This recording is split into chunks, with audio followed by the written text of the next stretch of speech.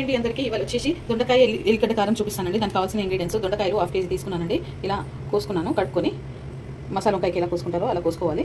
శనగపప్పు 1 స్పూను, మినపప్పు 1 స్పూను, ధనియాలు 1 స్పూను, ఆనియన్ పెద్ద సైజు 3 తీసుకున్నాను, వెల్లుల్లి 4-5, అల్లం ముక్క చిన్నది తీసుకున్నాను. ఇప్పుడు తయారు చేసే విధానం ఓకేనండి. స్టవ్ వెలిగించి ధనియాలు వేసుకోవాలి 1 స్పూను, శనగపప్పు 1 స్పూను, మినపప్పు 1 స్పూను, జీలకర్ర 1 స్పూను,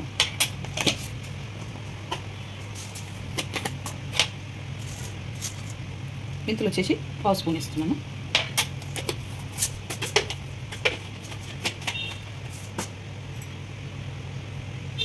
ఇందాక చెప్పడం మర్చిపోయానండి, చింతపండు కూడా తీసుకోవాలి.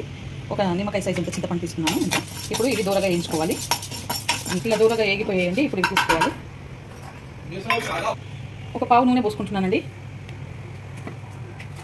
ఈ ఉల్లిపాయలు, అల్లము, వెల్లుల్లి వేసేసుకోవాలి.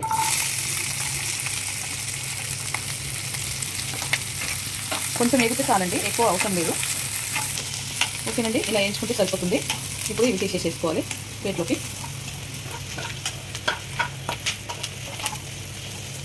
ఇప్పుడు దీంట్లోనే ఇంకో పావు నూనె పోసుకోవాలండి. పోసుకొని ఈ దొండకాయలు వేయించుకోవాలి.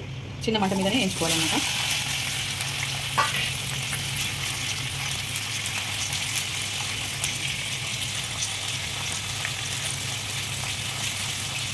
ఇలా చిన్న మీద కలుపుకొని మూత పెట్టేసుకోవాలి.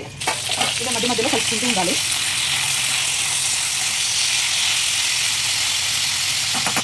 సగం చెంచా పసుపు వేసుకుంటున్నాను.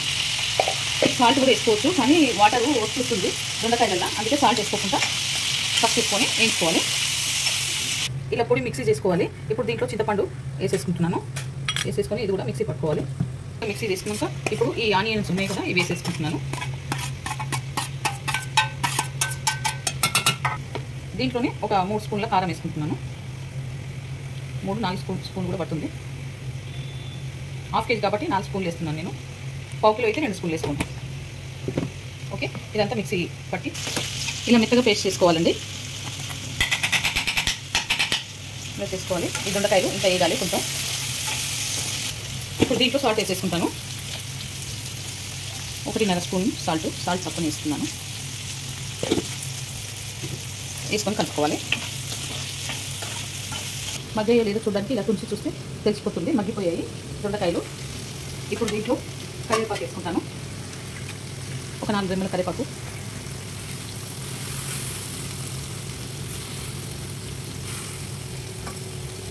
వేసుకొని కలుపుకోవాలి.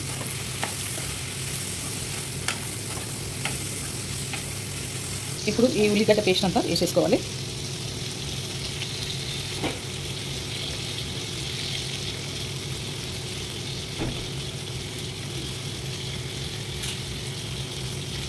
ఇదంతా కింది మీద కలుపుకోవాలి. ఇప్పుడు ఫైనల్గా కొత్తిమీర వేసుకోవాలి. ఒక 5 మినిట్స్ ఉంచి దించేసుకోవడం. ఓకేనండి, దొండకాయ ఉల్లికారం రెడీ అయిపోయింది. ఈ వీడియో కనుక నచ్చితే లైక్ చేయండి, షేర్ చేయండి, కామెంట్ చేయండి, సబ్స్క్రైబ్ చేయండి. చాలా బాగుంటుంది. రోటీస్లో కానీ, చపాతీలకు కానీ, రైస్లో కానీ హెల్త్ బాగాలేనప్పుడు ఇలా చేసుకుంటే చాలా బాగుంటుంది. మీరు కూడా ట్రై చేయండి నా స్టైల్లో దొండకాయ ఎల్లిగడ్డ కారం.